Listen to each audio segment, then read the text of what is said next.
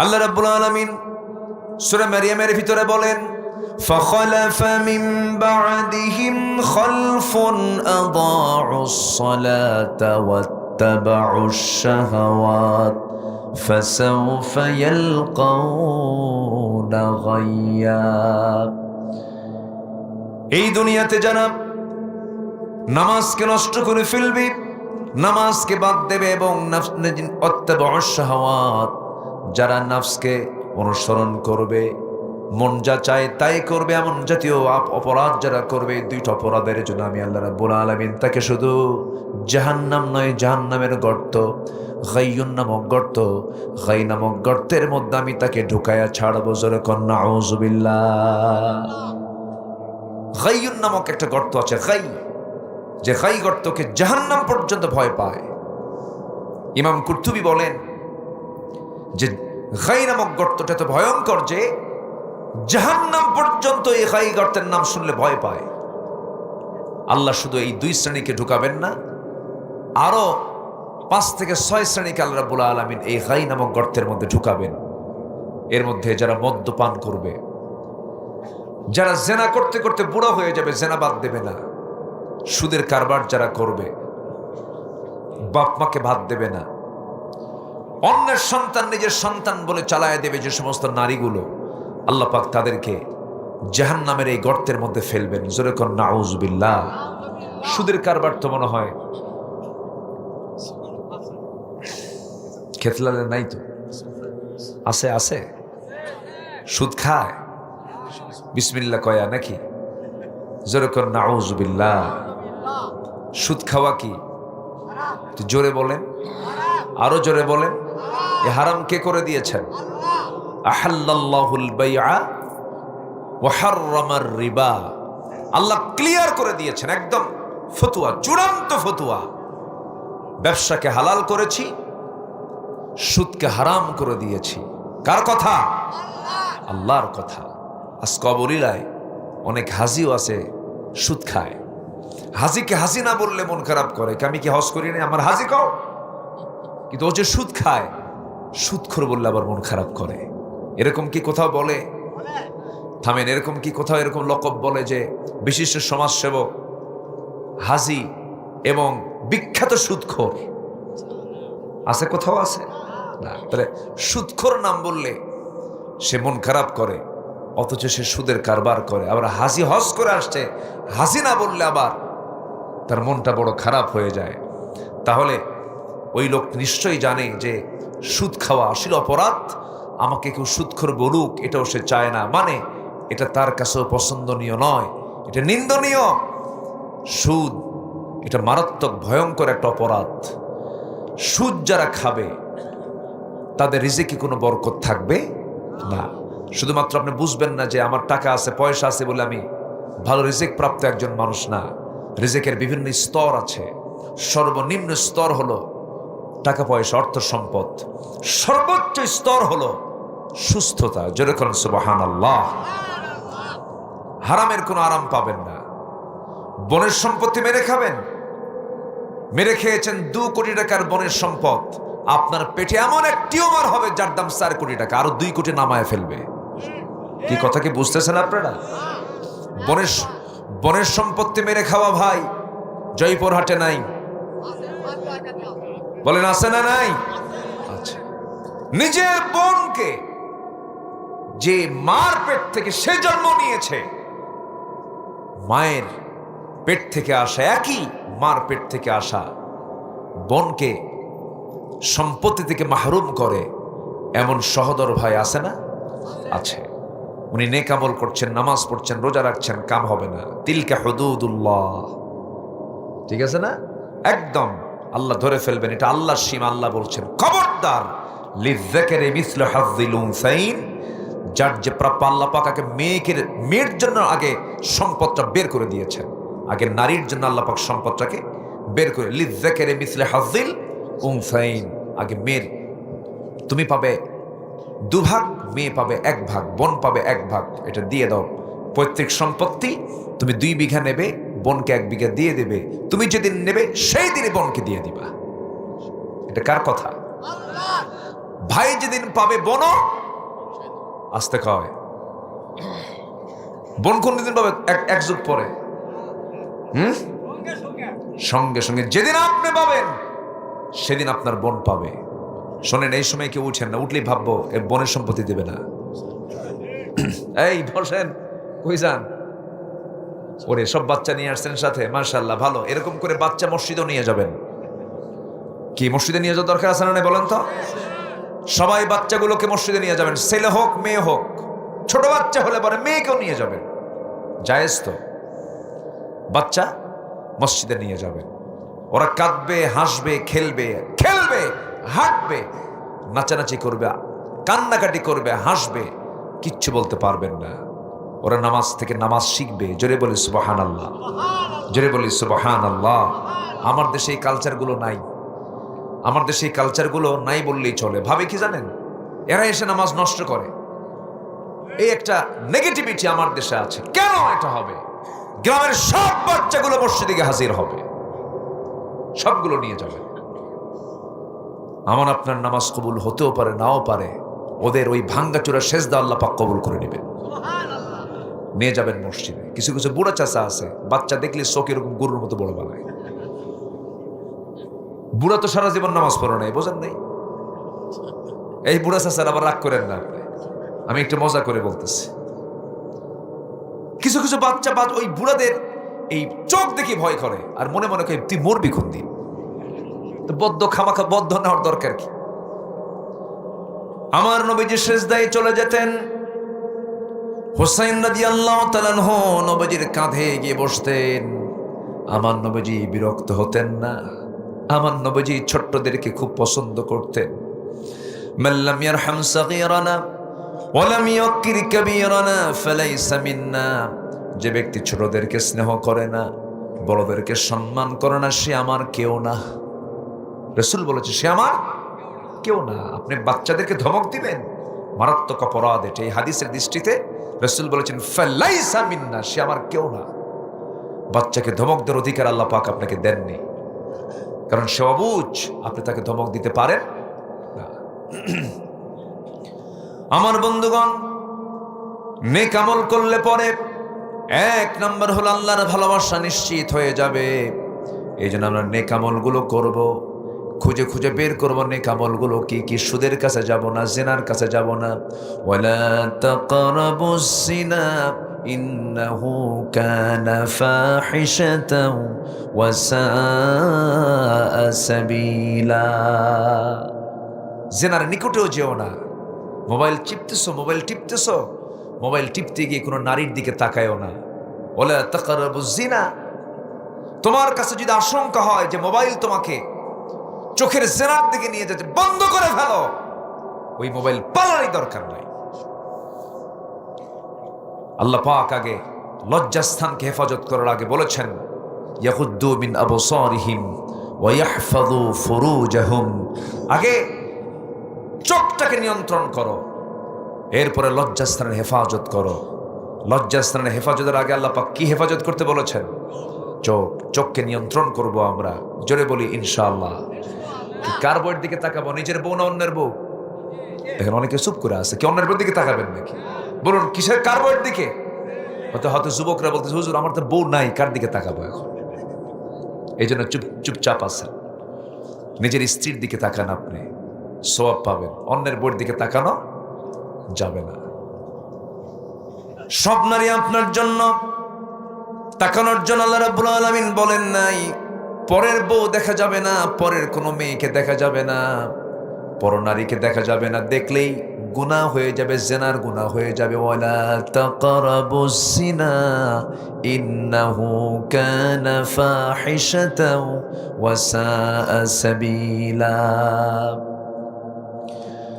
মান আযমানু লি মা বাইনা লিহইয়াইহি ওয়া মা বাইনা রিজলাইহি আযমান লাহুল জান্নাহ। যে ব্যক্তি দুই চোয়ালের মধ্যস্থিত বস্তু জিহ্বা এবং দুই উরুর মধ্যস্থিত বস্তু গোপনাঙ্গের যে বান্দা হেফাজত করতে পারবে, আমি রাসূল নিজে তার জন্য বেহেশতের জামিন হয়ে যাব। জোরে বলি সুবহানাল্লাহ।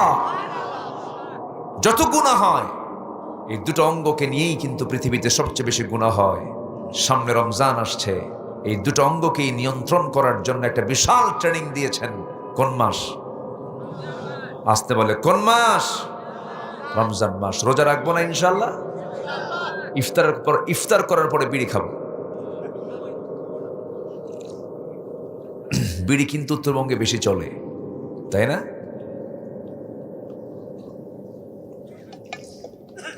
বছর 20 আগে রংপুর হারাগাছ একটা এলাকা আছে, ওই এলাকায় বেশি বিড়ির ফ্যাক্টরি। তো আমাকে এক কমিটি দাওয়াত দিয়েছে, আমি মাহফিলে গেলাম। মাহফিলে যাওয়ার পর মাহফিল শেষ করেছে, আলোচনা শেষ, দোয়ার আগ দিয়ে আমি জানি না মানে কাদের মাহফিল, আমাকে বলেও নাই। তো মাহফিল শেষে দোয়ার আগ দিয়ে আমাকে বলতেছে, হুজুর আপনি একটু দোয়া করতে হবে। কিসের দোয়া? আমাদের বিড়ির ফ্যাক্টরি আছে, তো এই সৌজন্য আজকে মাহফিল আমাদের, যে দোয়া করেন যেন ফ্যাক্টরিতে আল্লাহ যেন বরকত বাড়ায় দেয়। কি কথা কি বুঝতেছেন? আমি তো পড়ে গেলাম বেকায় দেয়। তো বললাম, ভাই আমাকে কানে কানে বলতেছে, আস্তে আস্তে, জোরে জোরে বলতেছে না কিন্তু। তো আমি ওনার কানটা ধরে কানে মুখ ঢুকায় দিয়ে বললাম, আজকে দোয়া করা যাবে না। কি কথা কি বুঝতেছেন আপনারা? মানে উনিও আস্তে কইল, আমি আস্তে বলে বিদায় দিয়ে দিলাম। শোনেন, ওয়াইদা খালাউ ইলা শায়াতিনহিম, খালাউ মানে কি জানেন? যখন কেউ অপকর্ম করে, অপকর্মটা যে করে সেও জানে এটা অপকর্ম, এই জন্য আড়ালে চলে যায়। কোথায় চলে যায়? আড়ালে। দরবারের মধ্যে সবাই বসে, দরবারের যে মূল মাতব্বর, ওর বিড়ির নেশা উঠছে, সামনে খায়, কি করে? ওয়াইদা খালাউ, আড়ালে যায় কিছু ফুকাফুকি কইরা ব্রেন ফ্রেশ করে আবার আসে। আছে কিনা বলেন? এরকম আছে। আমরা কোন আমল কি গুরুত্বহীন ভাববো না। সব কাজের মধ্যেই জবাবদিহিতা একদিন আছে। কার কাছে বলেন তো? আসতে বলবেন না, কার কাছে আছে? আল্লাহর কাছে আছে। আল্লাহর সামনে হাজির হতে হবে। এই জন্য আমাকে আপনাকে খুব যত্নশীল হতে হবে। নিজের দেহকে নষ্ট করা যাবে না, নিজের লাঞ্চকে নষ্ট করা যাবে না, কারণ এই লাঞ্চটা দিয়েছেন শ্বাস প্রশ্বাস নিয়ে আল্লাহর জিকির করার জন্য। আল্লাহ রাব্বুল আলামিন বলেন, আলা বিযিকরিল্লাহি তাতমাইন্নুল কুলুব। সাবধান, ডিপ অ্যাটেনশন গ্রেবার দিয়ে আল্লাহ পাক বলছেন, সাবধান, তোমার হৃদয়কে প্রশান্ত করার জন্য কোনো বিড়ি টান, গাজার টান, কোনো নেশা, কোনো পান তোমাকে প্রশান্ত করতে পারে না। তোমার হৃদয়কে যদি প্রশান্ত করতে চাও, আমার নামের জিকির করো, তোমার হৃদয়টা প্রশান্ত হয়ে যাবে। যেরকম সুবহানাল্লাহ। যে হৃদয় আল্লাহ নাই, সে হৃদয় তো সে নিজেই, সেই হৃদয়, সে হৃদয়কেই ভালোবাসে না, সে নিজেকে নিজেই ভালোবাসে না। যে হৃদয়ে আল্লাহ আছে, সে হৃদয়টা অত্যন্ত সমৃদ্ধ। এই জন্য আমরা দিলের মধ্যে সবার আগে স্থান দেব কাকে? আসতে বলবেন না, কাকে? এক সময় না সব সময়? সব সময়। আল্লাহকে কখনো ভোলা যাবে না। আল্লাহ আমাকে এক সেকেন্ডের জন্য ভোলেন না। আল্লাহ আমাকে এক সেকেন্ডের জন্য আমাকে ভুলে যান না। কিন্তু আমি যদি ভুলে যাই, তবে আল্লাহ পাক একটা আয়াতে খুব ভয়ঙ্কর কথা বলেছেন, وَمَنْ أَعْرَضَ عَنْ ذِكْرِي فَإِنَّ لَهُ مَعِيشَةً ضَنْكًا وَنَحْشُرُهُ يَوْمَ الْقِيَامَةِ أَعْمَى قَالَ رَبِّ لِمَ حَشَرْتَنِي أَعْمَى وَقَدْ كُنْتُ بَصِيرًا। জোরে বলুন আল্লাহু আকবার। আল্লাহ বলছেন, যে বান্দা আমার স্মরণ থেকে নিজেকে গুটিয়ে রাখবে, আমি তার জন্য দুনিয়ার জীবনকে সংকীর্ণ করে দেব।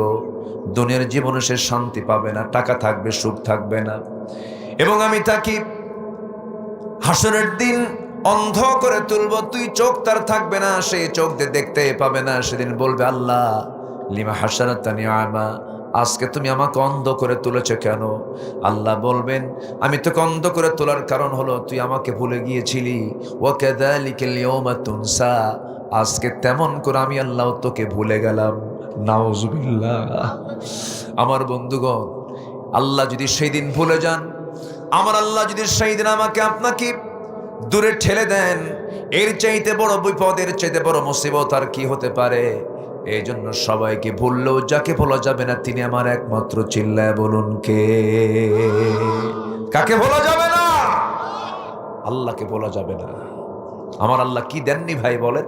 সব তো দিয়ে দিয়েছেন, কোনো কিছু দেওয়া কি তার বাদ আছে? আল্লাহ কি খাওয়ান না? এই যে বসে বসে আছি আমরা এখানে, কি এমনি বসে আছি না খাচ্ছি? বলেন, খাচ্ছি। আমরা এখন খাচ্ছি হলো মুখ দিয়ে না নাক দিয়ে? কই মুখ দিয়ে খাচ্ছেন? মুখ দিয়ে খায় আসছেন বাড়ি থেকে। এখন নিচ্ছি কি দিয়া বলেন? ম্যাক্সিমাম নিচ্ছে নাক দিয়ে। নাকের খাবার বেশি জরুরি না মুখের খাবার বেশি জরুরি? কোনটা এসেনশিয়াল বলেন? নাকেরটা। এটা ছাড়া আপনি এক মুহূর্ত বাঁচবেন না। ভাত 3 বেলা না খেলেও বাঁচবেন, কিন্তু শ্বাস প্রশ্বাস প্রতি মুহূর্তে মুহূর্তে আমাকে আপনাকে নিতে হবে। এটা কে দিয়েছেন? আসতে বলবেন না, কে দিয়েছেন? আল্লাহ দিয়েছেন। এবং এই শ্বাস প্রশ্বাসকে আল্লাহ রাব্বুল আলামিন ফিল্টারিং করে ভিতরে ঢুকায় দেন, আবার ফিল্টারিং করে আবার অক্সিজেন ভিতরে ঢুকে যায়, নাইট্রোজেন বের হয়ে যায়। এরকম করে মহান রব্বুল আলামিন আমার আপনার বাঁচার জন্য সব ব্যবস্থাপনা করে দিয়েছেন। আল্লাহ বলছেন, বান্দারে আমাকে চেনার জন্য কাউকে লাগবে না, তুই তোর নিজের দিকে তাকায় দেখ। ওয়াফি আনফুসিকুম আফালা তুবসিরুন। তোমার কি চোখ নাই? দেখো না, নিজের দিকে তাকাও। দেখার জন্য চোখ দিলাম, শোনার জন্য কান দিলাম, শ্বাস নেবার জন্য জিহ্বা দিলাম, রক্ত ফিল্টারিং করার জন্য কিডনি দিলাম, কত অসংখ্য ভেইন দিলাম। মাথা থেকে পা পর্যন্ত তাকায় দেখো, একটা দিকে আমি অপূর্ণ রাখি নাই, সবগুলোকে আমি পূর্ণাঙ্গ করে দিয়েছি। জোরে বলেন সুবহানাল্লাহ। আমার ভাইরা, এই চোখ দিয়ে আমরা দেখি, এই চোখের মধ্যে পানি আছে। সবাই কিন্তু চোখের ভিতরে পানি আছে, সবাই তো জানেন। দেখবেন কিছু কিছু লোকের চোখ থেকে বেশি পরিমাণ পানি বের হয়, চোখটা ভেজা ভেজা থাকে, চোখের কোনা বেয়ে বেয়ে টপ টপ করে পানি পড়ে, এমনি পানি পড়ে। তার মেশিনটা দুর্বল হয়ে যাওয়ার কারণে পানির পরিমাণটা চোখ থেকে বেশি হয়ে যায়। এটাও এক প্রকার রোগ। আল্লাহ রাব্বুল আলামিন স্বাভাবিক চোখের ভিতরে আল্লাহ রাব্বুল আলামিন সেই পরিমাণ পানি বের করে দেন। 24 ঘন্টায় আল্লাহ রাব্বুল আলামিন প্রতি মিনিটে 15 থেকে 20 বার চোখের পলক ফেলার মধ্য দিয়ে প্রত্যেক দিন বান্দার চোখ থেকে 1 মিলিলিটার পানির বন্দোবস্ত আমার আল্লাহ করে দিয়েছেন। যেরকম সুবহানাল্লাহ। কেন করে দিয়েছেন? এর কারণ হলো চোখটা বাইরে থাকে, ধুলাবালি চোখের মধ্যে ঢুকে পড়ে। এই চোখটা যদি নষ্ট হয়ে যায়, বান্দায় পৃথিবীর চেহারা দেখতে পাবে না। বিভিন্ন ভাইরাস আক্রান্ত হয়ে যাবে। জীবাণুতাকের পানিকে মিঠা না করে লবণ করে দিয়েছেন, এবং এই লবণ পানিকে আল্লাহ রাব্বুল আলামিন বান্দার জন্য 24 ঘন্টা মলমের বন্দোবস্ত করে দিয়েছেন। জোরে বলি সুবহানাল্লাহ। লবণ আছে যেখানে, ভাইরাস নাই সেখানে। জীবাণু ধ্বংস করার জন্য কি দরকার? লবণ দরকার। আপনার গলা ব্যথা হচ্ছে, আপনার টনসিল ফুলে গেছে, পৃথিবীর সব ডাক্তারের কাছে চলে যান, ডাক্তার আগেই বলে দেবে, যান বাড়িতে যান, একটু কুসুম কুসুম পানির মধ্যে লবণ নিবেন, গার্গিল করবেন, ভাইরাস দূর হয়ে যাবে। আল্লাহ রাব্বুল আলামিন বান্দার চোখের মধ্যে লবণ পানি দিয়ে আল্লাহ রাব্বুল আলামিন স্থায়ী মলমের বন্দোবস্ত করে দিয়েছেন। 24 ঘন্টায় চোখ থেকে পানি পড়ে। বিশেষ করে বান্দা যখন ঘুমিয়ে পড়ে, ঘুমের মধ্যে পানি থাকে, কিন্তু সেই পানিটা কি হয়ে যায়, সকালবেলা চোখের কোনায় 2 পাশে সাদা সাদা কি যেন বের হয়। ওটার নাম কি বলে লেখা? হ্যাঁ, কি বলে এটা? চোখের কোনায় যে সাদা সাদা অংশ বের হয় সকালবেলা, পেস্টি, পিজুল। পিজুল, এটা তো নতুন ভাষা শিখলাম তো। আচ্ছা, যাই হোক, আঞ্চলিক ভাষা। যদি এটা বের হয় তখন আমরা কি করি, একটা টিস্যু বের করে বলি, ভাই তাড়াতাড়ি সাফ কর। মনে হয়েছে কি যেন একটা জঙ্গল। জঙ্গল না ভাই, এটা না থাকলে আপনি অন্ধত্ব বরণ করে আপনি মারা যেতেন। জোরে বলি সুবহানাল্লাহ। কে দিয়েছেন? আল্লাহ দিয়েছেন। চোখের মধ্যে পানি দিলেন, কানের মধ্যে আল্লাহ রাব্বুল আলামিন এক জাতীয় ময়লা দিয়েছেন। এই ময়লাকে এলাকায় ইয়ারক্সকে, এই ময়লাকে এলাকায় কি বলে? গরু খায় কি? খোল ময়লা, ইয়ারক্স। এই ময়লা কিন্তু আবর্জনা নয়, অতিরঞ্জিত কোনো কিছু নয়। আল্লাহ পাক নিজে এটা দিয়েছেন। কেন? এটা দেওয়ার হেতু হলো, কারণ হলো বান্দার কানের মধ্যে যদি কোনো কীট পতঙ্গ পোকামাকড় বান্দা ঘুমিয়ে পড়লো, কোনো পিঁপড়া যদি ঢুকিয়ে পড়ে, সঙ্গে সঙ্গে ওই ইয়ার অক্সের মধ্যে আল্লাহ রাব্বুল আলামিন তিক্ত জাতীয় এক প্রকার স্বাদ দিয়েছেন, তিক্ত স্বাদ, তিতা তিতা। এটা মনে হয় যখন কোনো পিঁপড়া ঢুকেও পড়ে, যখন তার জিহ্বায় যখন এই খাবারটা নিয়ে নেয়, তিতা দেখে তাড়াতাড়ি বাইরে বের হয়ে আসে। আল্লাহ বলছেন, বান্দারে তুই ঘুমিয়ে পড়বি, তোর কানকে আমি আল্লাহ এই ময়লা দিয়ে সিকিউর করেছি। জোরে বলেন সুবহানাল্লাহ। কানের ময়লাকে তিক্ত করলেন, চোখের পানিকে লবণ করলেন। এবার মুখের দিকে চলে আসেন। মুখের ভিতরে আল্লাহ রাব্বুল আলামিন লালা দিয়েছেন, এই লালার মধ্যে কোনো স্বাদ দেন নাই। জিহ্বাকে আল্লাহ রাব্বুল আলামিন জ্বরের মধ্যে রেখে দিয়েছেন। জ্বর কতটুকু আছে, তেঁতুল গাছের সামনে গেলেই টের পাওয়া যায়। কি ঠিক কিনা? দুজন দাঁড়ায় আছেন, একজন তেঁতুল গাছের দিকে তাকায় আছে, তাকানো মাত্রই মুখের ভিতর থেকে ছিটকে পড়ে গেছে, লালা হচ্ছে আরেকজনের গালের উপরে। কে বন্ধু ঘটনা কি? বন্ধু ঘটনা কিচ্ছু না, ওই তেঁতুলের দোষ। কি ঠিক কিনা বলেন? কি জোয়ার আল্লাহ পাক এই জিহ্বার মধ্যে দিয়েছেন। সুবহানাল্লাহ বলা যাবে না ভাই? এই যে আমি কথা বলছি, মোহতারাম প্রিন্সিপাল মহোদয় কথা বললেন, এই যে আমরা কথাগুলো বলতেছি, জিহ্বার চতুর্পাশে লালাগুলো আল্লাহ রাব্বুল আলামিন বের করে দিচ্ছেন। লালা যদি না বের হতো, এই জাতীয় লালা পানি যদি না বের হতো, আমার আওয়াজ বন্ধ হয়ে যেত, আমার ভোকাল কট বন্ধ হয়ে যেত, আমার আওয়াজ বন্ধ হতো, আমি জবান বন্ধ হয়ে চুপ করে বসে থাকতাম। আমাকে সুন্দর করে 24 ঘন্টা যিনি চতুর্দিকে জিহ্বার চতুর্দিকে ভিজায় দিচ্ছেন, সিক্ত করছেন, তিনি আমার চিল্লায় বলুন কে? দেহের যে রক্তগুলো আছে, এই রক্তগুলো প্রতি মিনিটে থাকতে থাকতে কত সুন্দর করে পিউরিফাই করে ফেললেন। দুটা কিডনি দিয়েছেন কে বলেন? দুটা কিডনি কার দেওয়া? আমার এক বন্ধু বাইরে থাকে, মালয়েশিয়ায় থাকে। এখানে একজন ভাই মুস্তাফিজ ভাই, না মুস্তাফিজ ভাইয়ের এখানে বাড়ি, মালয়েশিয়ায় থাকেন। ওই মালয়েশিয়া আমার এক বন্ধু, বড় ব্যবসায়ী, কুমিল্লা বাড়ি। বেশ কয়েক বছর আগের কথা, তার সঙ্গে সালাম কালাম হলো, হাতের কবজিতে হাত দিলাম, দেখি এখানে একটা মেশিন লাগানো। বললাম, বন্ধু এই জায়গায় মেশিন লাগানো কেন? আমার তো এরকম কোনো মেশিন নাই। বলতেছে, বন্ধু আল্লাহ পাক আমাকে প্রচুর টাকার মালিক বানিয়েছেন, কিন্তু আমার দুটা কিডনি অচল, দুটা কিডনি আমার নষ্ট হয়ে গেছে। এবার তিনি বলছেন, ভাই এই দুইটা কিডনি আমি যে কোনো মুহূর্তেই দুনিয়া থেকে বিদায় হয়ে যাব। এই ডায়ালিসিস করার জন্য আমাকে প্রত্যেক সপ্তাহে 3 থেকে 4 দিন হসপিটালে যেতে হয়। ডায়ালিসিস মেশিনের সামনে বসতে হয়, রক্তগুলো ফেটে ফেটে সুন্দর করে আবার সাজিয়ে দেওয়া হয়, আমার দেহে ঢুকানো হয়। ডায়ালিসিস না করলে আমি বাঁচবো না। এই ডায়ালিসিস মেশিনটা মানুষ যে বানিয়েছে, তার ওজন হলো 100 কেজি। আর আল্লাহ রাব্বুল আলামিন বান্দার দেহের মধ্যে যে কিডনি দিয়েছেন, তার ওজন মাত্র হলো 200 গ্রাম। মানুষ বানাইছে 100 কেজি, আর বান্দা আল্লাহ বানাইছেন মাত্র 200 গ্রাম। মানুষ বানাইছে 100 কেজি। এবং আল্লাহর যে বানানো সেই কিডনিটাই দুনিয়ার সকল ডায়ালিসিস মেশিনের চাইতে সবচেয়ে উন্নত। জোরে কোন সুবহানাল্লাহ। আল্লাযী খালাকাকা ফাসাওয়াকা ফাআদালাক। তিনি শুধু সৃষ্টি করেন নাই, ভারসাম্য দিয়েছেন। চিৎকার করে বলেন সুবহানাল্লাহ।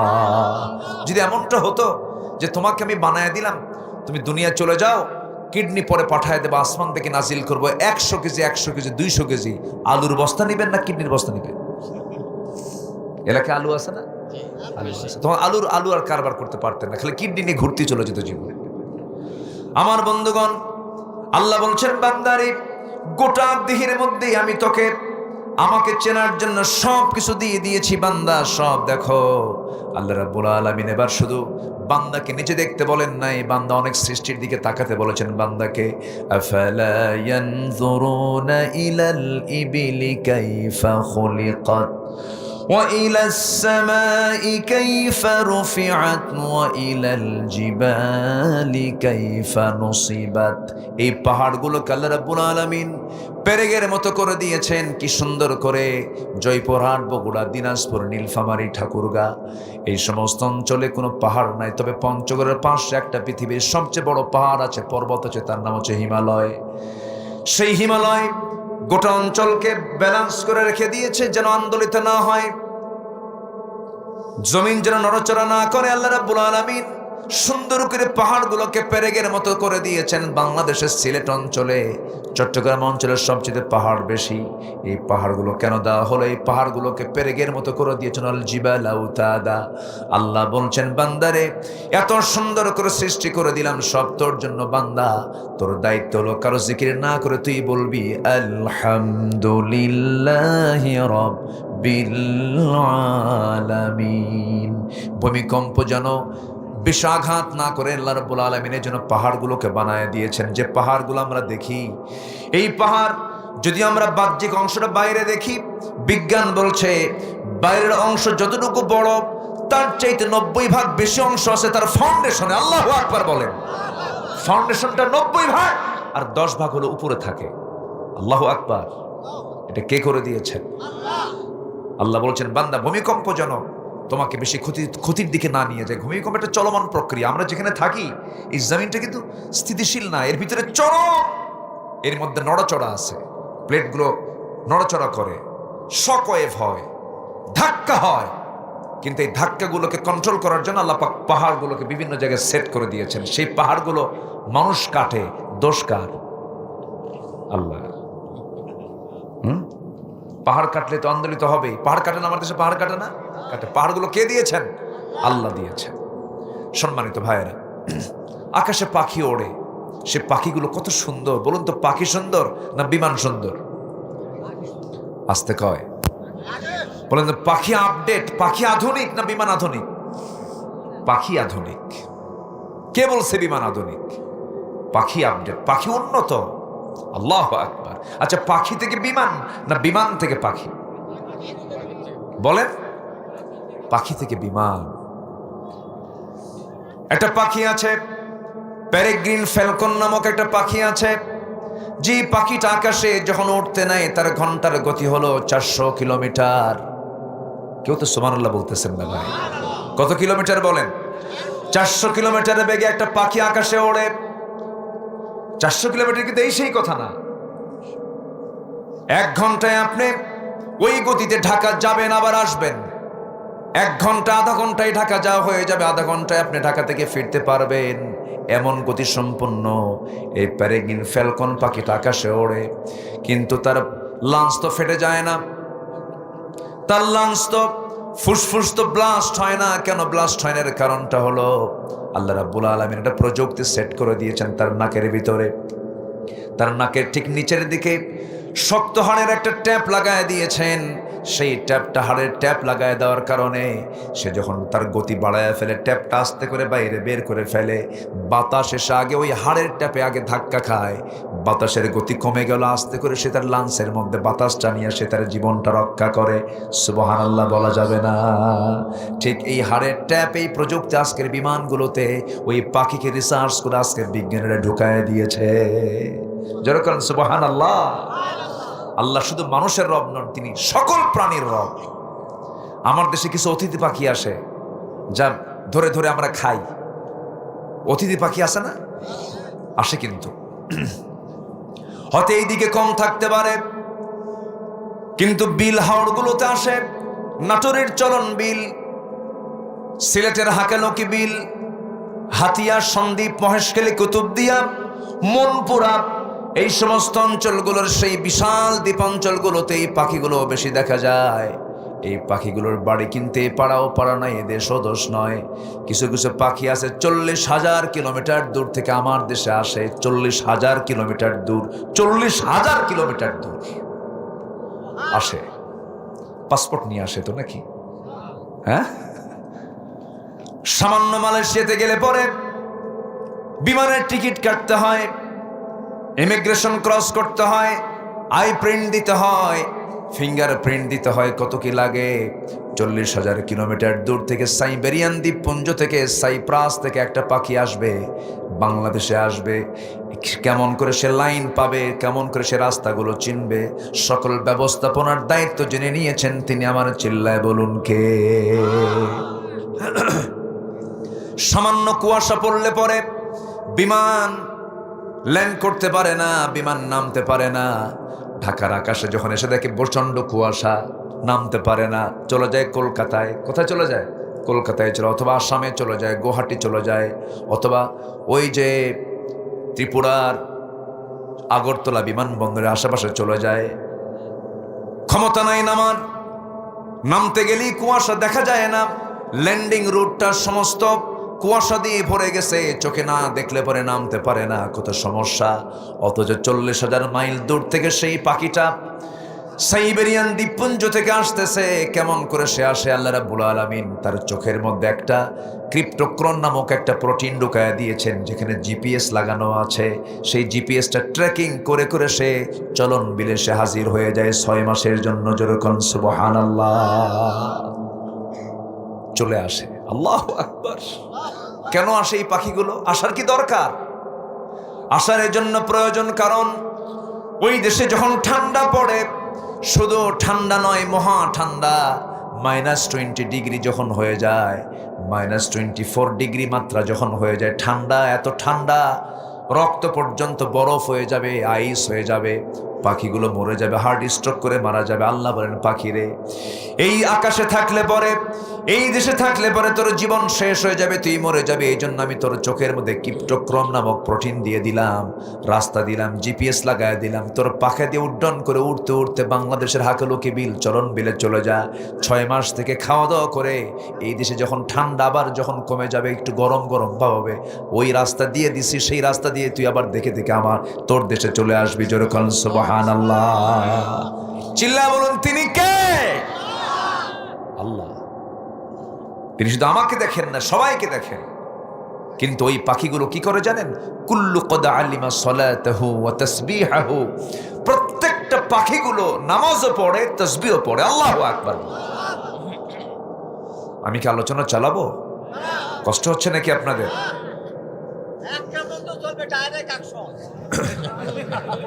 কাম সারছে বা এরকম এক সাসা থাকলে আর কাউকে লাগবে না, জিকির করি লা ইলাহা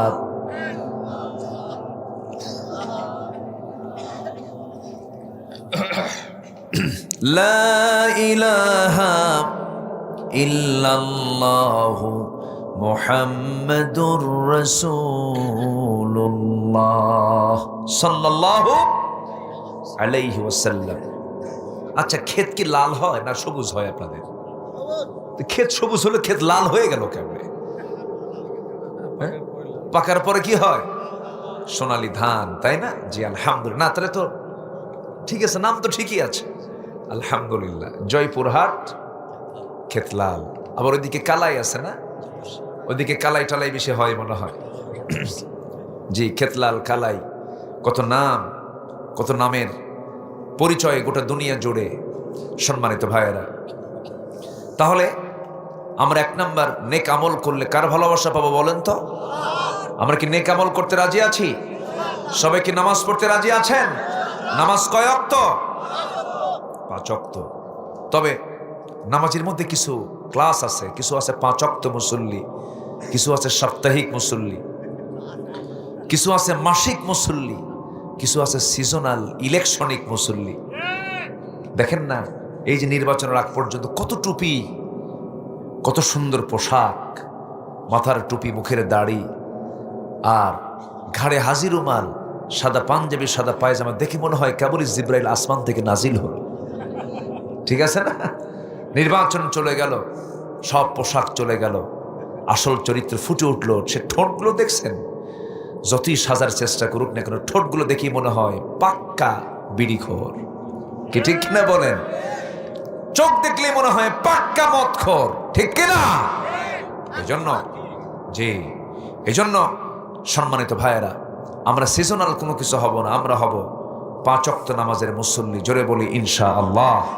যত ইবাদত আছে এর মধ্যে সবচেয়ে মূল ইবাদত হচ্ছে কি বলেন? আরো জোরে বলেন, কি বলেন? আসসালাতু ইমাদুদ্দিন। নামাজ হচ্ছে দ্বীনের স্তম্ভ, মূল। এটা ঠিক থাকলে এটাকে নিয়ে সবকিছু। আল্লাহু আকবার বলেন। কাজ নিয়ে নামাজ না, নামাজ নিয়ে কাজ? বলেন বলেন বলেন বলেন। কাজ আগে না নামাজ আগে? নামাজ আগে। যেখানে আপনার নামাজ ক্ষতিগ্রস্ত, সেখানে যাওয়ার দরকার নাই। নামাজ আগে, নামাজটাকে পড়বো আমরা। জোরে বলি ইনশাআল্লাহ। সবচেয়ে বেশি শাস্তি দেওয়া হবে কি বাদ দিলে? নামাজ, এবং প্রথম হিসাব হবে কি নিয়ে? নামাজ নিয়ে। আমরা নামাজটা পড়বো, রাজি আছেন তো? একজন সাহাবীর কথা মনে হলো, বলি। 2 নম্বর খলিফা, কি নাম বলেন, কি নাম? বহুদিন আগে এক মাহফিলে বললাম, ওমরে ফারুককে চিনেন কে? সামনে থেকে ছোট্ট এক বাচ্চা দাঁড়ায় বলে, হুজুর আমি চিনি। কে? আমাদের বাড়ির দোতলায় ভাড়া থাকে, বুঝলেন? তো বললাম, এ ওমর তো সে ওমর না বাবা, এ ওমর হচ্ছে অর্ধ জাহানের একজন খলিফাতুল মুসলিমিন ছিলেন। সুবহানাল্লাহ, কি কি ছিলেন তারা! আল্লাহু আকবার। আমিরুল মুমিনিন, খলিফাতুল মুসলিমিন ওমর ফারুক রাদিয়াল্লাহু তাআলা আনহু। তাদের কি ধ্যান ছিল আল্লাহর সাথে। তিনি কোন এক রাতে নামাজ পড়ানোর জন্য মসজিদ নববীর দিকে আগায়া যাচ্ছেন। আগের শাসকরা নামাজ পড়তেন না পড়াতেন? বলেন বলেন। তারা রাষ্ট্রেরও আমির, নামাজেরও কি? তার ইমাম ছিলেন। ইমাম তো ইমাম যিনি হবেন, তিনি সব জায়গায় ইমাম হবেন। নামাজ পড়াতেন তিনি, নামাজ পড়তেনও পড়াতেনও তিনি। কিন্তু আজকের আমার দেশের এ পর্যন্ত যত শাসক পেলাম, বলুন তো, নামাজ পড়ে না পড়ায়? কোনোটাই না। দেখেন কি করে, দেখছেন? হ্যাঁ, কোনোটাই না। আপনারা এত বিচক্ষণ, আমি তো এটা খেয়াল করিনি। মাশাআল্লাহ, খুব সতর্ক দেখতেছি। আমরা এমন শাসক কি চাই না ভাই? আসতে কন কেন? এমন শাসক কি চান?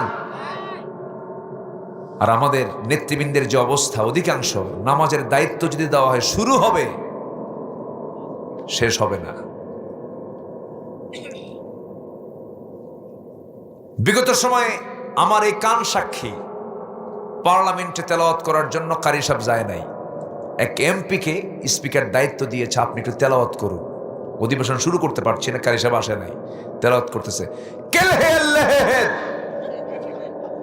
শয়তান কয়ে, তোর আমার তেলাওয়াত ভালো আছে। এই হচ্ছে আমাদের নেতৃবৃন্দের দশা। মুসলিম নেতৃত্ব দেওয়ার জন্য যে গুণ দরকার, সেই গুণ ওয়ালা নেতা আমরা এখনো পাইনি। আল্লাহ, তুমি ওমরের মতো একটা শাসক আমার দেশে দিয়ে দাও। একটু জোরে বলেন, আর একটু জোরে বলেন, আর একটু জোরে বলুন না ভাই। এটা খুব দরকার, এটা খুব প্রয়োজন। শাসক ভালো হলে জনগণ ভালো হয়। শাসকের দোয়া আল্লাহ পাক সরাসরি কবুল করেন। দরিয়া শুকায় গেছে, জনগণকে ওমরে ফারুককে বলছেন, আমিরুল মুমিনিন, দরিয়ায় পানি নাই। আপনি চিঠি লিখলেন, চিঠি বললেন এটা ফেলে দাও, দরিয়ায় ফেলে দাও। ফেলে দেওয়া হলো। দরিয়া উত্তাল তরঙ্গ চতুর্দিক থেকে চলে আসলো। ধুলাই মলিন জমিন ওই উত্তাল তরঙ্গের পানি দিয়ে সবুজ শ্যামলে রূপান্তরিত হয়ে গেল। এই জন্য শাসকটা হতে হয় আল্লাহওয়ালা। শাসক কি হতে হয় বলেন তো? আল্লাহওয়ালা হতে হয়। আল্লাহ জাতিকে বোঝার তৌফিক দান করুন। জোরে বলি আল্লাহুম্মা আমিন। আপাতত নারী নেতৃত্বের যে একটা বিশাল জগদ্দল পাথর আমার দেশে চাপিয়েছিল দীর্ঘদিন ধরে, এখান থেকে আমরা একটু হলো কি রেহাই পাইছি তো? নাকি রেহাই পাইছি কিনা? একটু হলো পাইছি, যা হলো পাইছি। পুরুষ তো আসছে নাকি? এটা পুরুষ তো পাইছি আমরা। কি আপনাকে রাগ করতেছেন নাকি? আপনারা পাইছি। তবে আমরা আল্লাহওয়ালা পেতে চাই, নামাজি পেতে চাই, যার নেতৃত্বের দিকে তাকালে রাসূলুল্লাহর কথা মনে হবে, এমন নেতৃত্ব আমরা দেখতে চাই। কারা কারা দেখতে চান হাত উঁচু করে দেখান মুসলমান।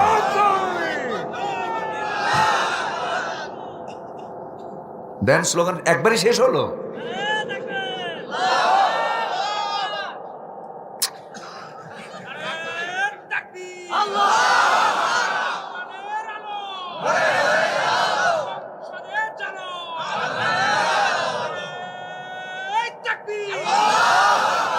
আল্লাহ কবুল করুন, জোরে বলি আমিন। আস-সুলতানু জিল্লুল্লাহ, আস-সুলতানু জিল্লুল্লাহ। আল্লাহু আকবার। কত বড় মজবুত কথা। সম্মানিত ভাইয়েরা, আল্লাহ তাআলা গোটা পৃথিবীর দ্বিতীয় বৃহত্তম মুসলিম জনপদ আমাদেরকে জন্ম দিয়েছেন। 18 কোটি মুসলমান এই দেশে বসবাস করে। 18 কোটি, বিশাল ব্যাপার। এই সবুজ ভূখণ্ডকে আল্লাহ পাক ইসলামের জন্য কবুল করুন, দ্বীনের জন্য কবুল করুন। জোরে বলি আমিন। এই জাতি এখন পালস বোঝে। 90 দশক আর নেই, 2000 আর নেই, 2010 নেই, এখন 2026 সাল। জনগণ এখন অনেক কিছুই বুঝে, আগের চেয়ে অনেক সচেতন। আল্লাহ তুমি আরো সচেতন হওয়ার তৌফিক দান করো। জোরে বলি আমিন। আমরা সচেতন থাকবো, আমরা সজাগ থাকবো, আমরা স্মার্ট থাকবো। ইমানদার কখনো আনস্মার্ট হবে না, ইমানদার কখনো অচল থাকবে না, সে কখনো অচেতন থাকবে না, সে সচেতন থাকবে, ব্যক্তিত্ব সম্পন্ন হবে। জোরে বলি ইনশাআল্লাহ। ওমরে ফারুক রাদিয়াল্লাহু তাআলা আনহু, আমি নামাজের কথা মনে হয় তার কথাটা মনে হলো। উনি প্রায় একটা দোয়া করতেন। সেই দোয়াটা হলো আল্লাহুম্মা রযুকনি শাহাদাতান ফি সাবিলিক ওয়াজআল মাউতি ফি বালাদি রাসূলিক। আল্লাহ, আমি তোমার কাছে শহীদি মওত কামনা করি, তুমি আমাকে শহীদি মওত দান করবা এবং তুমি আমাকে নবীর শহরে এই মদিনায় তুমি আমার মৃত্যু দিয়ে দিবা। এই দোয়াটা তিনি প্রায় করতেন, কিন্তু সেই দোয়াটার প্রেক্ষাপট এলাও করে না। কারণ বদর, উহুদ, খন্দক, হুনাইন সব যুদ্ধ হয়ে গেছে বড় বড়, মদিনার আশেপাশে কোনো যুদ্ধ লাগার সম্ভাবনা নাই। কিন্তু তিনি প্রায় দোয়া করতেন, আল্লাহ শহীদ হিসেবে কবুল করো, মদিনা আমার মৃত্যুটা দিও। কিন্তু আল্লাহর কি ফয়সালা, আল্লাহ পাক তার দুটা দোয়াই কবুল করে নিয়েছেন। কি সুন্দর করে দোয়া কবুল হলো। নামাজ পড়তে বেরোলেন, নামাজ শুরু করেছেন, প্রথম রাকাত পড়েছেন, দ্বিতীয় রাকাতে নামাজ পড়তে নিয়ে যখন রুকুতে চলে গেছেন, এমন সময় এক আততায়ী এসে ডান দিক থেকে তার পেটের মধ্যে বিষওয়ালা বিষাক্ত চাকু ঢুকায়া দিল। তিনি টের পেয়ে গেলেন, নামাজ ছেড়ে ফেললেন, সতর্ক হয়ে গেলেন। বুঝে ওঠার আগে আবার তাকে উপর্যুপরি ধরে ফেলে তল পেটের দিকে দুটা চাকু দুবার ডাবল স্টেপ মেরে দিয়ে ভুঁড়ি পর্যন্ত বের হয়ে গেল। সাইয়েদনা ওমর ফারুক ওই যে সেন্সলেস হয়ে পড়ে থাকলেন, কয়েক ঘন্টা সেন্স নাই। নামাজ তিনি সম্পূর্ণ করতে পারেন নাই। দ্বিতীয় রাকাতের রুকুতে গিয়ে তিনি অসুস্থ হয়ে পড়লেন, সেন্সলেস হয়ে গেলেন। সেন্স যখন ফিরে গেছে, লক্ষ্য করে দেখেন তার কলিজার টুকরা আব্দুল্লাহ ইবনে ওমর রাদিয়াল্লাহু তাআলা আনহু, তার ছেলে, চোখের কোনা বেয়ে বেয়ে টপ টপ করে পানি পড়ছে আর কান্নাকাটি করছেন। ওমরে ফারুক বলছেন, সন্তান রে কান্দো কেন? আল্লাহ পাক আমার দোয়া না কবুল করে নিয়েছে। আমি আজকে শহীদের পথে চলছি, যে কোনো মুহূর্তে দুনিয়া থেকে বিদায় নেব। আব্দুল্লাহ, কলেজার টুকরা সন্তান, কেঁদো না, আমি দুনিয়া থেকে বিদায় নেব। আমাকে যে মেরেছে সে কোনো মুসলমান নয়, আবু লুলু মাজুসে আঘাত করেছে, সে একজন অগ্নি পূজক, আমাকে আঘাত করে, সে যেহেতু আমাকে আঘাত করেছে, আমি নিশ্চিত আমি শহীদের দরজা পেয়ে যাচ্ছি। ও আমার আব্দুল্লাহ, আমার জন্য তাড়াতাড়ি পানির ব্যবস্থা করো, পানি আনো। এক গ্লাস পানি তার সামনে দেওয়া হলো। ওমরে ফারুক বলছেন, আমার কলেজার টুকরার সন্তান আব্দুল্লাহ, এটা কিসের পানি আনছো আব্বা? আপনার তৃষ্ণা পাচ্ছে মনে হয়, আপনি পানি পান করুন। ওমরে ফারুক বলছেন, সন্তান রে, আমার কলেজায় কোনো তৃষ্ণা নাই, আমার তৃষ্ণা হলো ওযুর পানি দাও, ফজর নামাজটা আমার এখন আদায় হয় নাই। ফজর নামাজটা আমার এখনো আদায় হয়নি। নামাজ কেমনে আমরা নষ্ট করে ফেলি। ভুঁড়ি বের হয়ে গেছে, রক্ত গড়ে গড়ে পড়তেছে। নামাজ নামাজ, আব্দুল্লাহ ওযুর পানি আনো। ওযুর পানি আনা হলো, ওযু বানায় নিলেন। ভুঁড়িগুলো নিয়ে নামাজ পড়বেন কেমনে? গামছা দিয়া পেটটা বাঁধলেন। দাঁড়িয়ে নামাজের চেষ্টা করছেন, পারলেন না, বসেও পারলেন না। এবার তিনি ইশারা করে করে নামাজটা পড়লেন। নামাজ পড়ে বলছেন, আব্দুল্লাহ, তুমি আমাকে হাসি মুখে বিদায় দিবা, তুমি কান্দো কেন? আমি যে শহীদের দরজা পেয়ে যাচ্ছি, আমার জন্য দোয়া করো। সঙ্গে সঙ্গে বলছে, আব্বা, আপনার জন্য ডাক্তার এনেছি, হাকিম চলে আসছে। এবার ডাক্তার সামনে বসে বলেন, আমিরুল মুমিনিন, আমি আপনার জন্য এই এক গ্লাস দুধ আনলাম, দুধটা বিসমিল্লাহ বলে পান করুন। দুধের যখন গ্লাসটা দেওয়া হলো তিনি বিসমিল্লাহ বলে পান করলেন, কিন্তু দুধটা পেটে থাকলো না। ওই যে নাভি, ওই যে নাড়িটা ফুটো হয়ে গেছে, সব ফুটো দিয়ে সমস্ত দুধগুলো বের হয়ে গেল। ডাক্তার জিহ্বায় কামড় মেরে বলতেছে, ইন্না লিল্লাহ, আমরা আমিরুল মুমিনিনকে আর দেখতে পাবো না। দুনিয়া থেকে তিনি শেষ নিঃশ্বাস ত্যাগ করে বিদায় নিয়ে নেবেন যে কোনো মুহূর্তে। এবার এই কথা শোনার সঙ্গে সঙ্গে ওমরে ফারুক বলছেন, ডাক্তার তুমি আমাকে বাঁচাবা কেমনে? তুমি তো বাঁচানোর মালিক নও, তুমি হাজার চেষ্টা করে আমাকে বাঁচাতে পারবে না। ডাক্তার, তুমি আমাকে বাঁচানোর চেষ্টা করতেছো, কিন্তু আমার আল্লাহ আমার নাকের মধ্যে জান্নাতের ঘ্রাণ ঢুকায় দিয়েছে, আমি জান্নাতের গন্ধ পাচ্ছি, আমি দুনিয়া থেকে বিদায় নিয়ে নেব। আমার কলেজার টুকরা আব্দুল্লাহ, গত 2 বছর আগে আমার বন্ধু আবু বকর রাদিয়াল্লাহু আনহুকে আমার নবীর কবরের পাশে তাকে শোয়ায় রেখেছি। আমার বড় শখ, নবীর পাশে আমি ঘুমাতে চাই। তুমি একটু চলে যাও আম্মা জান আয়েশার ঘরে গিয়ে আমার সালামটা জানায় বলো, আমার একটা আবদার, সেজন্য তার জায়গাটুকু আমার জন্য দিয়ে দেয়, আমি নবীর পাশে ঘুমাতে চাই। ভাইরে, এই দুনিয়াতে যত মায়া মোহাব্বত আছে, সকল মায়া মোহাব্বতের ভিতরে 1 নম্বর আল্লাহ, নাম্বার 2 হচ্ছে যে ব্যক্তির জন্য সকল ভালোবাসা উজাড় করতে হবে, তিনি হচ্ছেন মুহাম্মদ সাল্লাল্লাহু আলাইহি ওয়াসাল্লাম।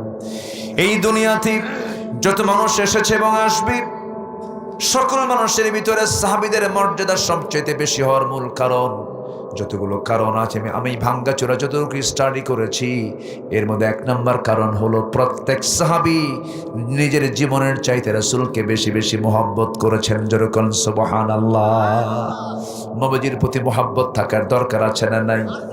ফাত্তাবিউনি ইউহিব্বুকুমুল্লাহ।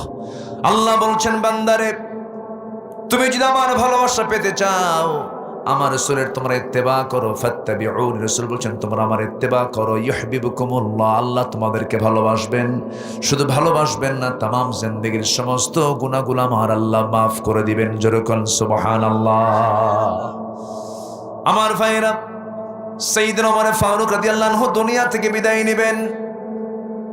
বিদায়ের প্রাক্কালে এমনটা ওসিয়ত যখন করলেন, আম্মা জান আয়েশা বলেন, এত বড় মহান ব্যক্তি আমার কাছে এমন একটা আবদার করল, আমি কেমন করে মানা করি? আমি আমার নিজের জায়গাটুকু ওমর ফারুক আমি দান করে দিলাম। এখনো নবীর পাশে ঘুমিয়ে আছেন 2 জন সাহাবীকে, 2 জন খলিফা, প্রথম 1 নম্বর এবং 2 নম্বর খলিফা। এখানে লেখা আছে এবং ওখানে একটা আয়াত সেখানে অঙ্কন করা আছে, লা তারফাউ আসওয়াতাকুম ফাওকা সাওতিন নবী। এই আয়াতটা এই 2 জন সাহাবীর শানে নাজিল হয়েছিল। আমার ভাইরা, কোন একটা আলোচনার বৈঠকে একটা কিন্তু মানে আদব আছে, এই আদবটা হচ্ছে আয়াত। আমার নবী যে আলোচনা করছিলেন, 2 জন সাহাবীর মধ্যে কথার আওয়াজটা নবীর আওয়াজের চাইতে বেশি হচ্ছিল। নবীর কাছে এটা একটু বিরক্তিকর মনে হচ্ছে, আমার চাইতে এদের আওয়াজ বেশি। আল্লাহ পাক আয়াত নাজিল করলেন। এই জন্য কোনো মাহফিলে, কোনো বৈঠকে যারা বড়রা কোনো কথা বলবেন, সেখানে সবার আওয়াজটা বড় হওয়া উচিত না ছোট হওয়া উচিত? ছোট হওয়া উচিত। নামাজে জি জি, এবং নামাজ শুরু হয়ে গেছে, ইমামের তেলাওয়াতের সময় অন্য কোনো আওয়াজ করা যাবে না। সব শৃঙ্খলা ইসলাম শিখিয়েছে। আসুন না আমরা ইসলামকে সব জায়গায় ফলো করার চেষ্টা করি। আল্লাহ কবুল করুন, জোরে বলি আমিন। তাহলে সাইয়েদনা ওমর ফারুকের প্রেক্ষাপট যে টানলাম, উনি ওনার জীবনের শেষ সময় তিনি অতিক্রম করছেন, সব ভুলে গেছেন। তিনি কি বলেন নাই? বলেন কি বলেন নাই? আসসালাত ইমাম লাকাত ইমানুকুম। সেই 5 ওয়াক্ত নামাজ কারা কারা পড়বেন? এটা হাত তুলে দেখান তো দেখি। ফজর নামাজ থেকে শুরু করব, জীবনের নামাজ ছাড়বো না। কারা কারা চিৎকার মেরে বলি আল্লাহ আমাদেরকে ফজর, জোহর, আসর, মাগরিব, ইশা 5 ওয়াক্ত সালাত নামাজ আদায় করার তৌফিক তুমি আল্লাহ দিয়ে দাও। জোরে বলি আমিন, আরো জোরে আমিন, আরো জোরে আমিন। অনেক কষ্ট দিয়ে ফেললাম আপনাদের। বাড়ির বউটা যদি নামাজ না পড়ে কি করবেন? কি বসায় দেবো নাকি? কি বসান দেবেন? এ তো মহা মুশকিল দেখতেছে। মানে দাওয়াত দেবেই না, আগে পেটন দেবে। এত পিটানোর নেশা আপনার, যে কইছে সে মনে বিয়েই করে নাই। বউকে বউকে মারা কি এত সস্তা? বউকে ভয় লাগে না? এই বউকে ভয় করেন না আপনারা? হ্যাঁ, এই যে কইছে করি, খালি উনি একা করে না, সবাই করে। বউকে না ভয় করলে তো সংসারই হবে না। বউকে ভয় করা মানে কি জানেন? সম্মান করা। স্ত্রী যে কত বড় নিয়ামত, মাওয়াদ্দাতা ওয়া রাহমা। আল্লাহ পাক তার মধ্যে দিয়েছেন দুটো জিনিস। স্ত্রী হচ্ছে ভালোবাসা এবং রহমত, ভালোবাসা এবং রহমত। স্ত্রী আল্লাহ পাক এটা, এই নিয়ামতটা জান্নাতও রেখে দিয়েছেন, বলি আলহামদুলিল্লাহ।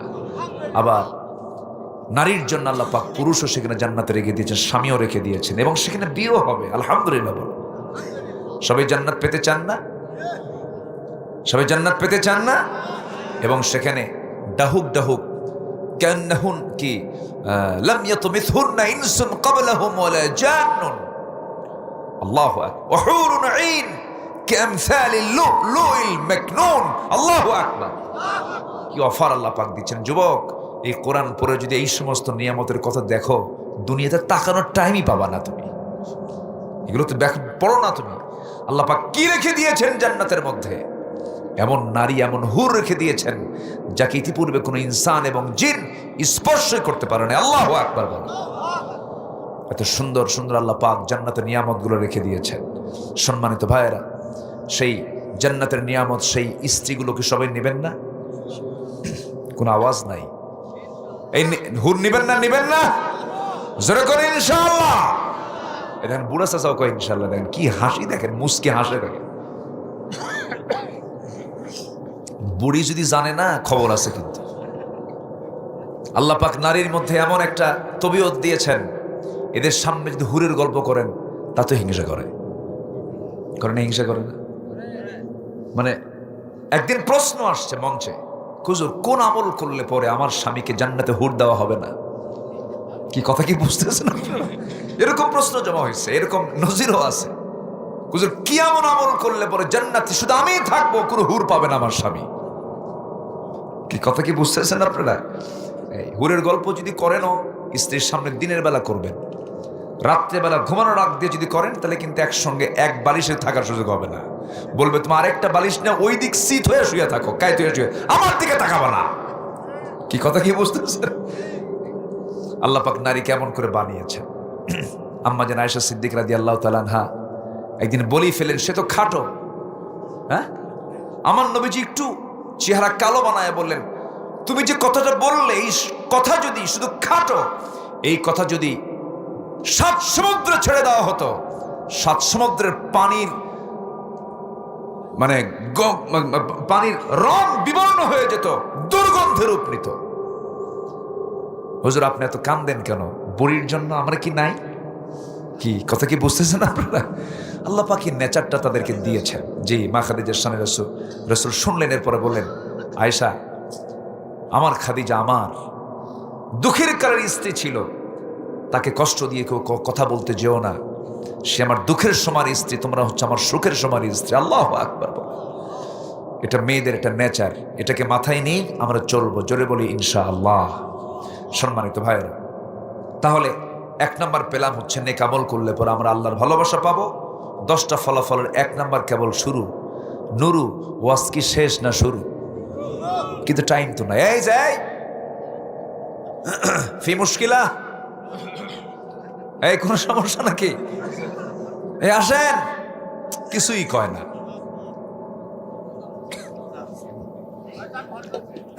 জি, বসো বাবা, বসো, আমরা একসঙ্গে দোয়া করে দেবো। অনেক রাত হয়েছে, 12:15 বাজে প্রায়। নাম্বার 2 হচ্ছে নেক আমল করলে পরে জান্নাতের সুসংবাদ দিয়েছেন কে? আল্লাহ তাআলা। নেক আমল করবা, জান্নাত পেয়ে যাবে। ওয়াশরিল্লাযীনা আমানু ওয়া আমিলুস সালিহাত আন্না লাহুম জান্নাতুন তাজরি মিন তাহতিহাল আনহার কুল্লামা রুযিকু মিনহা মিন সামারাতির রিজকা ক্বালু হাযাল্লাযী রুযিকনা মিন ক্বাবল ওয়া উতু বিহি মুতাশাবিহা ওয়া লাহুম ফিহা আজওয়াজুম মুতাহহারা। মুতাহহারা, আল্লাহু আকবার বলেন। পুত পবিত্রা সেই হুরগুলো আল্লাহ পাক জান্নাতের মধ্যে রেখে দিয়েছেন। সবাই নেবেন না ভাই? নেব, বেশি করে কোরআন পড়বো, জোরে বলি ইনশাল্লাহ। কোরআন শুনবো, বেশি বেশি গান শুনবো। এতক্ষণ ওয়াজ শোনার শেষে বলতেছেন কম কম শুনবেন, এ তো লক্ষণ খারাপ দেখতেছে। গানের ধারে পাশে যাওয়া যাবে? এই 16 বছর, বিগত 16 বছর তো পার্লামেন্ট শুধু গানই হয়েছে। মমতাজের কত গান, সে মমতাজ আজকে কোথায়? হায় রে হায়, কত যে চিত্র আমরা দেখেছি চোখের সামনে। আলেমদেরকে পিটায়া রক্তাক্ত করেছে রাজপথ। আল্লামা সাইদির মতো মানুষটাকে মেরে কি প্ল্যান করে ক্লিনিক্যাল ডেট বানিয়ে রাষ্ট্রীয় হত্যা করা হয়েছে দিল্লির প্রেসক্রিপশনে। এই সিচুয়েশন তৈরির পেছনে অনেক কারণ আছে। জুলুমকে আল্লাহ পাক টিকসই করেন না, কুফরি দিয়ে শাসনকে আল্লাহ পাক স্থায়ী করতে পারেন। যদি ঈমান নাও থাকে, যদি জুলুম না করে, কুফরি শাসনকেও আল্লাহ পাক টিকসই করতে পারেন, কিন্তু জুলুমের শাসনকে আল্লাহ পাক টিকসই করেন না, শেষ করে দিয়েছেন। অতএব জুলুম করলি দিল্লি, জুলুম করলি কোথায় যেতে হবে? যারা ক্ষমতার মসনদে বসে আছেন সাবধান হয়ে যাবেন। জুলুম করবেন তো ঠিকানা আল্লাহ পাক একটা বের করে দিচ্ছে, কোথায়? আল্লাহ পাক জুলুম থেকে আমাদেরকে বাঁচান, জোরে বলি আল্লাহুম্মা আমিন। জি, নাম্বার 3, সৎকর্মের মাধ্যমে গুনাহ মাফ হয়ে যায়। কি মাফ হয়ে যায় বলেন? গুনাহ মাফ হয়ে যায়। ইন্নাল হাসানাতি ইউযহিবুনাস সাইয়্যাত যালিকা যিকরা লিয-যাকিরিন। নাম্বার 4 হলো নেক আমল করলে পরে পবিত্র জীবন আল্লাহ পাক তাকে দিয়ে দেন। মান আমিলা সালিহাম মিন যাকারিন আও উনসা ওয়া হুয়া মুমিনুন ফালানুহইয়ান্নাহু হায়াতান তাইয়্যিবাহ।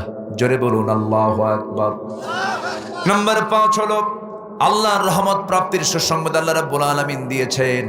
ইন্না রাহমাতাল্লাহি করিবুম মিনাল মুহসিনিন। জোরে বলুন আল্লাহু আকবার। নাম্বার 6 হলো মন্দ কাজ সমূহ মিটিয়ে দেওয়া এবং কর্মের উত্তম ফলাফল আল্লাহ রাব্বুল আলামিন দান করেন।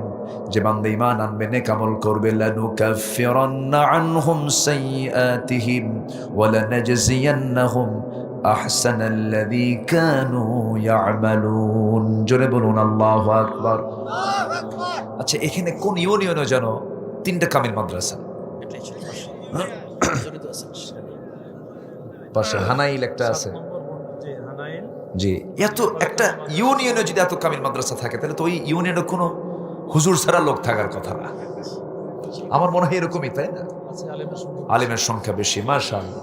বাংলাদেশে কোথাও নাই এরকম রেকর্ড মনে হয় বাংলাদেশের কোথাও কোনো মানে কিছু থানায় বাদ পড়ছে কামিল মাদ্রাসা নাই। অথচ এখানে এক ইউনিয়নে কয়টা কামিল মাদ্রাসা? 3টা। এটা একটা, এবং সবগুলোই প্রতিষ্ঠিত সেখানে কামিল মাদ্রাসা। কোন মাদ্রাসার জন্য আমি একবার গেছি, হানাইলে মনে হয় একবার আমি গিয়েছিলাম। হ্যাঁ। নাম্বার 8 হলো আখিরাতে সুখ স্বচ্ছন্দময় জীবন যাপন সে করতে পারবে যারা ঈমান আনবে এবং নেক আমল যারা করবে। ইন্নাল আবরার লাফি নাঈম। নাম্বার 9 হলো জান্নাতের শ্রেষ্ঠ ঝর্ণাগুলো আল্লাহ রাব্বুল আলামিন তাদের জন্য দিবেন, সুসংবাদ দিয়েছেন। ইন্নাল আবরারা ইয়াশরাবুন মিন কাস। আল্লাহ রাব্বুল আলামিন ওই ঈমানদার বান্দাদের জন্য জান্নাতের মধ্যে ঝর্ণা রেখে দিয়েছেন, বিভিন্ন পানীয়, বিভিন্ন পান পাত্রগুলো রেখে দিয়েছেন। জোরে বলুন সুবহানাল্লাহ।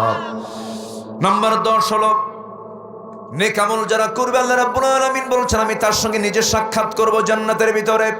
ফামান কানা ইয়ারজু লিকা রাব্বিহি ফালইআমাল আমালান সালিহান ওয়ালা ইউশরিক বিইবাদাতি রাব্বিহি আহাদা।